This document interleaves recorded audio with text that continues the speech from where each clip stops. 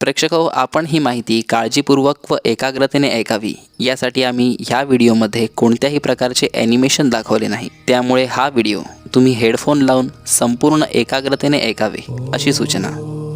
प्रेक्षको, मूळ विषयाकडे वळण्यापूर्वी आपण समजून घेऊ की मनुष्याची जन्म प्रक्रिया काय आहे. तर मानवाचा जन्म 8 तत्वांच्या समूहाने बनला आहे. त्यांमध्ये सर्वात पहिले स्थान पंचमहाभूतांचे आहे. त्यामध्ये पृथ्वी, आप, तेज, वायू व आकाशाचा समावेश असतो. यामध्ये दुसरे स्थान पंचकर्मेंद्रियांचे आहे. यामध्ये हात, पाय, गुद, लिंग आणि जिव्हेचा समावेश असतो. तिसऱ्या स्थानावर आहे पंचज्ञानेंद्रिये, ज्यामध्ये कान, डोळे, जीभ, त्वचा व नाकाचा समावेश असतो. त्याच्यानंतर पंचप्राणांचे स्थान आहे, ज्यामध्ये प्राण, अपान, व्यान, उदान, समान यांचा समावेश असतो. त्यानंतर येते अंतःकरण, ज्यामध्ये मन, बुद्धी, चिंता, अहंकाराचा समावेश असतो. आणि त्यानंतर क्रमशः काम, कर्म आणि अविद्या येतात. या 7 तत्वांच्या समूहातून स्थूल शरीर बनते, ज्याला आपण देह असे म्हणतो. आणि जो देहधारी आहे त्याला मृत्यू येतोच. मृत्यू येणे म्हणजे वरील 8 तत्वांपासून आत्मा बाहेर जाणे किंवा त्यापासून वेगळा होणे. वरीलपैकी तेज, वायू आणि आकाश ही 3 तत्वे अतिसूक्ष्मपणे आत्म्याबरोबर असतात. आत्मा देहातून निघताना 9 छिद्रातून जातो. 2 डोळे, 2 कान, 2 नाकपुड्या, 1 गुदद्वार, 1 ब्रह्मरंध्र, 1 तोंड. त्यामुळे मृत व्यक्तीच्या देहात तो आत्मा परत संचार करू नये म्हणून त्याचे डोळे बंद ठेवून, दोन्ही कानात कापसाचे बोळे टाकून, दोन्ही नाकपुड्या बंद ठेवून तोंड बंद ठेवणे आणि ब्रह्मरंध्राच्या जागेवर नाणे ठेवून पाय जुळवून ठेवण्याची पद्धत आहे. प्रेक्षको, आत्मा जाताना 4 प्रकारची दुःखे त्या आत्म्याला भोगावी लागतात. यामध्ये पहिले दुःख आहे निःशेषच. याचा अर्थ स्थूल शरीरातून जाताना आत्मा अतिसूक्ष्म देह धारण करतो. त्यावेळी जीवात्म्याला असंख्य वेदना होतात. त्याचप्रमाणे दुसऱ्या प्रकारचे दुःख आहे मोहच दुःख. हे दुःख होते मरणाचे वेळी जमलेल्या आप्तप्रियजनांच्या वियोगामुळे. तिसऱ्या प्रकारच्या दुःखाला म्हणतात अनुतापच. यावेळी आयुष्यभर कुटुंबासाठी व प्रपंचासाठी केलेल्या लबाड्या, पाप यांचे स्मरण होऊन त्याचे दुःख होते. पुण्य मात्र जवळजवळ केलेच नाही याची जाणीव होते.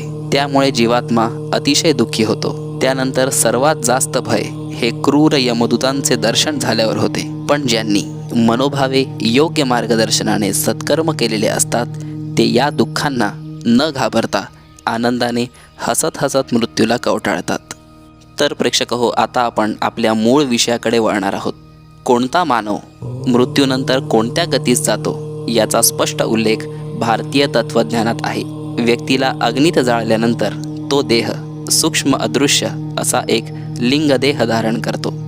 त्यात अग्नीच्या संयोगाने एक विशिष्ट शक्ती किंवा गती येते. नंतर त्यास थेट 10व्या दिवसापर्यंत रोज अन्न व पाणी अग्नीद्वारा समर्पण केले जाते.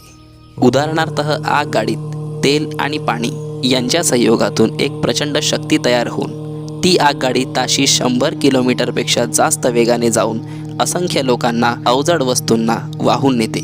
हा अग्नी व जलतत्वाचा संयोगाचा सक्रिय चमत्कार आपण दररोज पाहतो.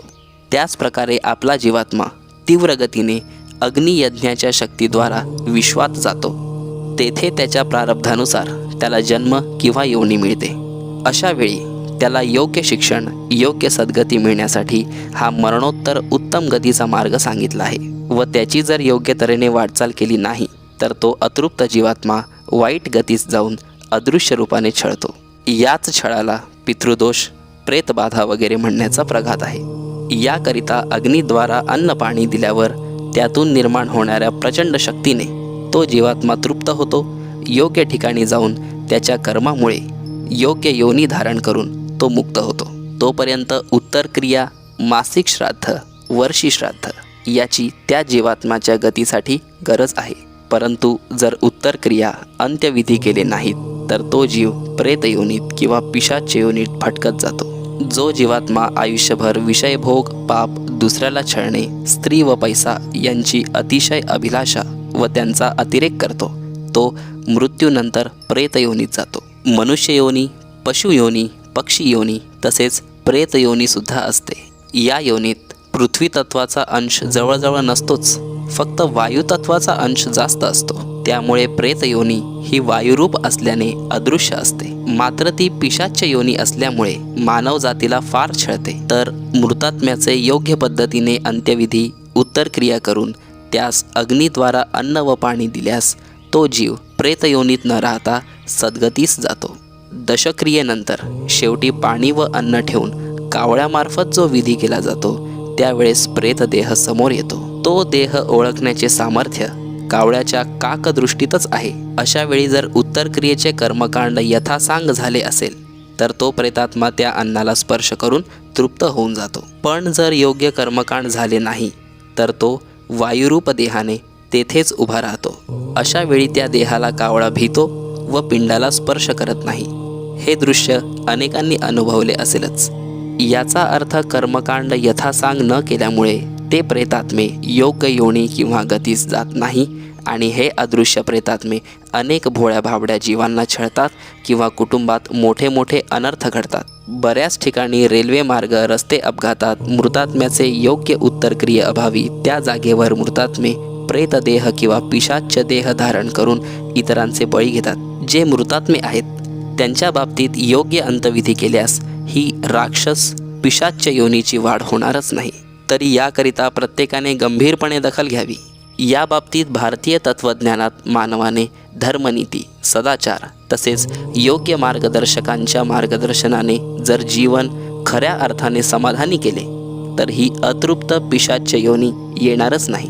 योग्य सद्गती मिळून योग्य त्या ठिकाणी निवास व पुण्य संपल्यावर पुन्हा मानव योनी, पुन्हा सद्गती असा हा सन्मार्ग चालू होऊन स्वतःचे व विश्वाचे कल्याण होते. जनन, संगोपन, शिक्षण यावर त्रिभुवनात ज्याचे मोल होणार नाही अशी आईवडिलांनी घातलेली प्रेमाची पाखर व अनेक यातना सोसून आपल्या मुलामुलींना बुद्धिवान व बलशाली होण्यासाठी केलेले आटोकाट प्रयत्न याचा आपण प्रामाणिकपणे विचार करावा. श्राद्ध ही उदात्त मातृत्वाची परंपरा कायम ठेवली तर प्रत्येक पिढीत परंपरेने आईवडिलांविषयीची श्रद्धा, आदर तसेच कर्तव्यपूर्तीचा आनंद जागृत ठेवता येतो. तसेच यातून आपल्या मृत आईवडिलांचे श्राद्ध व पक्ष म्हणजेच श्रद्धायुक्त पुण्यस्मरण करीत असताना नकळत आपल्या लहान मुलांवरही काही सुपरिणाम घडतात. कारण त्या मुलांनी त्यांना पाहिलेले असते व मृतात्म्याचे प्रेमही त्या कोवळ्या नातवंडांना मिळते. जोपर्यंत आपले आईवडील हयात आहेत तोपर्यंत प्रपंच ते बघतात. त्याच वेळेत आपले शिक्षण पूर्ण होते, लग्न होते, 1-2 मुले होतात, आपणही एखादा व्यवसाय करतो आणि त्यांच्या वयोमानाप्रमाणे आपले आईवडील स्वर्गवासी होतात. आपले आईवडील गेल्यानंतर त्यांनी समाजात निर्माण केलेले स्थान, आप्तेष्ट, सगळे सोयरे, उद्योग व्यवसाय, मित्रपरिवार यांना एक धक्काच बसतो. कुटुंबातील सर्व माणसे त्यांच्या विरहाने एक आठवणीने दुःखी होतात. तसेच तो मृतात्माही मृत्यूच्या वेळेपासून काही दिवस विशिष्ट योनी धारण करून गेल्या आयुष्यातील इच्छा, आकांक्षा, वासना यांच्या अपूर्ततेतून तृप्त अथवा अतृप्त असतो.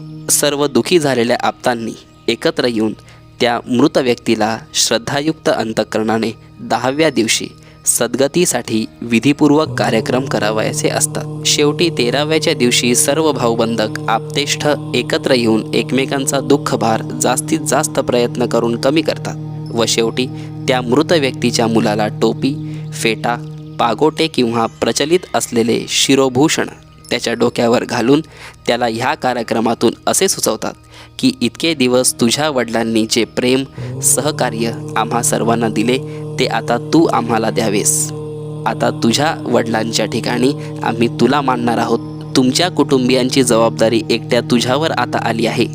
तुझ्या वडिलांसारखे तूही सर्वांना सांभाळ असे म्हणून 13व्याच्या दिवसाचा कार्यक्रम संपतो व त्या मुलावर स्वतःच्या कुटुंबाची संस्कारयुक्त जबाबदारी